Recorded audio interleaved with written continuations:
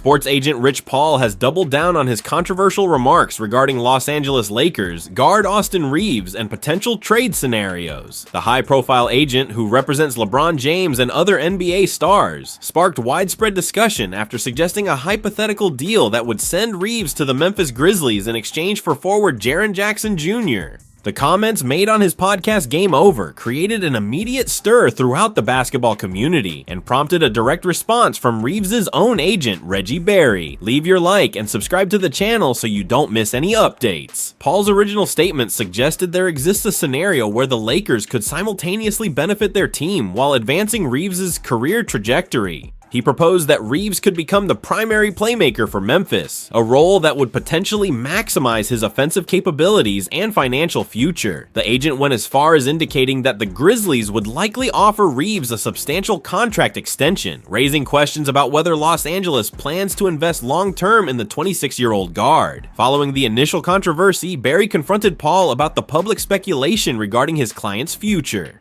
Rather than backing away from his position, Paul defended his comments with remarkable conviction. During a subsequent episode of his podcast, Paul explained his reasoning behind the hypothetical trade scenario. He emphasized that his comments were not meant as disrespect toward Reeves, but rather as a compliment to the player's value within the Lakers organization. Paul clarified that when he discussed this hypothetical situation, he was operating under the premise of what he would do if he were running a team, not predicting what the Lakers will actually do. He pointed out that Reeves being considered a valuable trade asset on a team featuring two future Hall of Famers in LeBron James and Luka Doncic should be viewed as a positive assessment of the guard's abilities and market value. The agent also addressed the unique nature of his position in the basketball world. Paul expressed frustration with criticism, suggesting that agents should not host podcasts or publicly discuss NBA strategy and player movement. He argued that if players, executives, and Hollywood professionals can host shows, there should be no issue with agents doing the same. Paul insisted that his show, titled Game Over, must deliver authentic basketball analysis rather than superficial commentary. On a personal note, Paul attempted to lighten the tension by mentioning his relationship with Reeves extends beyond business. The agent revealed that he actually needs Reeves to help improve his golf game, adding a touch of humor to an otherwise serious basketball discussion. This comment underscored that Paul harbors no ill will toward the Lakers guard, despite the trade speculation his comments generated. The timing of these remarks proves particularly significant for the Lakers organization. The team currently finds itself navigating a complex transitional period with multiple storylines converging simultaneously. The franchise is managing the delicate balance between maximizing what could be LeBron James's final season with the organization while building a sustainable future around their young superstar Luka Doncic. Reeves represents a critical component of this equation.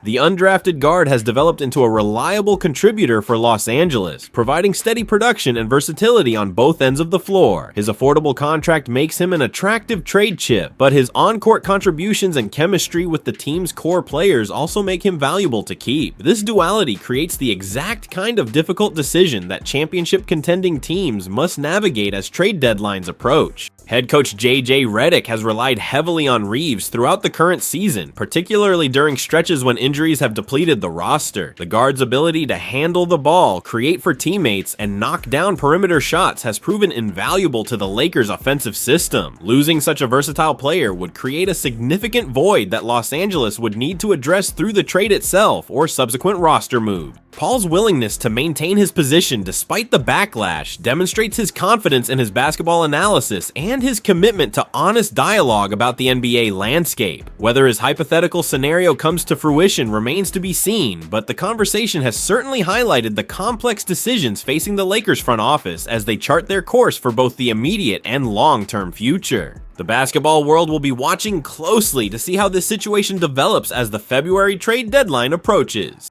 The Los Angeles Lakers are preparing for a comprehensive restructuring of their front office operations, and general manager Rob Pelinka may find himself as a casualty of the organizational changes. According to reports from Lakers beat writer Jovan Buha, the franchise is actively pursuing significant modifications to their basketball operations department that could fundamentally alter the team's decision-making structure. These developments suggest that ownership is looking to modernize the organization and bring it in line with the most successful franchises across the NBA. Buha revealed during his podcast Buha's Block that the Lakers have initiated an extensive search process for their scouting department, with changes expected to materialize before the conclusion of the current season. However, the transformation will extend far beyond just the scouting ranks. The organization plans to build out their entire front office infrastructure to match the depth and quality found in other elite NBA franchises. This expansion involves both improving the caliber of personnel and significantly increasing the number of staff members in various departments. The current Lakers front office structure has operated with fewer employees in key positions compared to their championship contending competitors. While some teams maintain 5 or 6 professionals in specific departments, Los Angeles has functioned with only 2 or 3 people filling those same roles.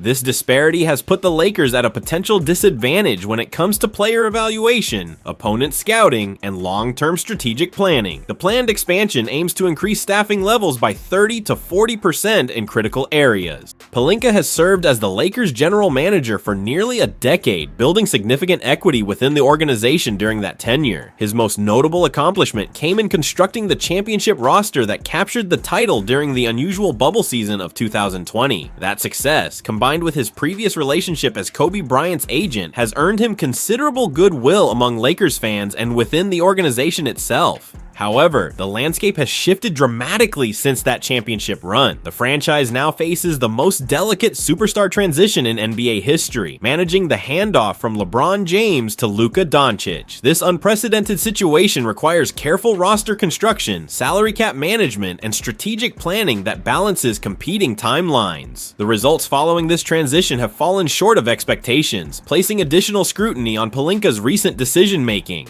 The Lakers have brought in external consultants to assist with this organizational transformation, specifically targeting executives with proven track records of success. Andrew Friedman, the president of baseball operations for the Los Angeles Dodgers, has been enlisted to provide guidance based on his experience building championship-caliber organizations. Additionally, Farhan Zaidi, who previously held executive positions with both the Dodgers and San Francisco Giants, has joined the consultation process. The involvement of these outside voices signals ownership's recognition that changes need to occur. Their presence provides credible assessments of the basketball operations department and recommendations for improvement. For Pelinka, this situation presents a challenging crossroads. At 56, after years as the primary decision maker for one of basketball's most prestigious franchises, accepting a reduced role would represent a significant shift. Executives at his level typically prefer autonomy rather than power-sharing arrangements. The organization faces a diplomatic challenge in handling any potential transition. Simply firing Pelinka would create negative publicity.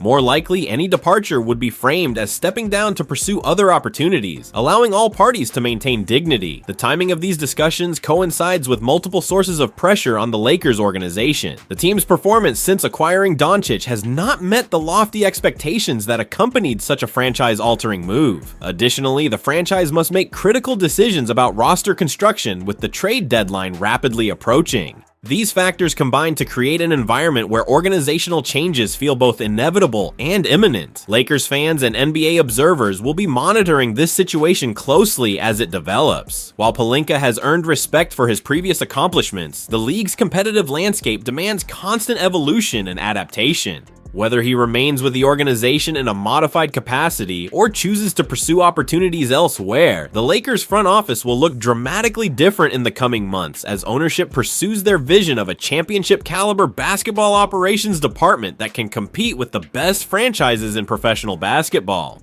The Los Angeles Lakers have established their strategy for the upcoming NBA trade deadline on February 5th, and it appears the franchise will be pursuing value-oriented acquisitions rather than blockbuster moves. According to reporting from ESPN's Tim Bontemps and Brian Windhorst, a Western Conference general manager characterized the Lakers' approach as bargain shopping, suggesting Los Angeles will seek affordable upgrades rather than splashy additions that could deplete their asset base or compromise their financial flexibility. This conservative approach approach represents a pragmatic response to the Lakers' current roster construction challenges and salary cap constraints. The team currently sits just under $1 million below the first apron threshold, severely limiting their ability to take on additional salary without corresponding outgoing contracts. This financial reality effectively eliminates the possibility of pursuing high-priced veteran stars who might otherwise help the team's championship aspiration. The general manager who spoke with ESPN indicated that the Lakers will specifically target bargain opportunities where they might acquire useful players by agreeing to absorb long-term salary commitments. However, any such move would need to meet an important criterion beyond just financial considerations. The acquired player must demonstrate clear compatibility with Luka Doncic to justify taking on extended contract obligations that could impact the team's future flexibility.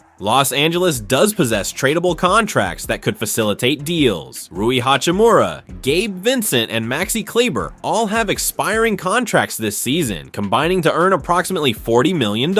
These deals could prove valuable to teams clearing cap space. The Lakers front office faces the complicated challenge of serving two distinct timelines simultaneously. On one hand, they want to maximize what could be LeBron James' final season with the organization, or at least his final year playing in Los Angeles. James has already missed 17 games this season, raising questions about how much longer he can maintain elite production. Giving their legendary veteran the best possible supporting cast remains a priority. Simultaneously, the Lakers must protect their long-term future centered around Luka Doncic. The young superstar represents the franchise cornerstone for the next decade, and any moves made at the trade deadline cannot significantly compromise the team's ability to build a championship contender around him. This dual mandate creates tension in roster decision-making, as short-term improvements must be weighed against long-term consequences. A potential template for the Lakers' deadline approach exists in their actions from 3 years ago. Rather than pursuing one major acquisition, general manager Rob Pelinka executed multiple smaller transactions that added depth and versatility to the roster. That deadline saw the Lakers acquire Hachimura, Mo Bamba, Malik Beasley, and Jared Vanderbilt through various deals. This group of complementary players helped Los Angeles finish the regular season with strong momentum, ultimately propelling them to the Western Conference Finals. The current trade market presents additional challenges for teams seeking significant upgrades. Unlike some previous years where multiple star players were available, this deadline features a limited selection of impact talent. Giannis Antetokounmpo remains with the Milwaukee Bucks despite occasional speculation, while Ja Morant would not fit the Lakers' needs given their existing backcourt situation with Doncic. One ironic element of the Lakers' current predicament involves a player they previously employed but no longer have access to acquiring. The reporting notes that the player who would best address Los Angeles' current needs is former Lakers big man who now plays for a Western Conference rival. He would provide the perfect lob threat to pair with Doncic's passing brilliance while solving their rim protection deficiencies when healthy.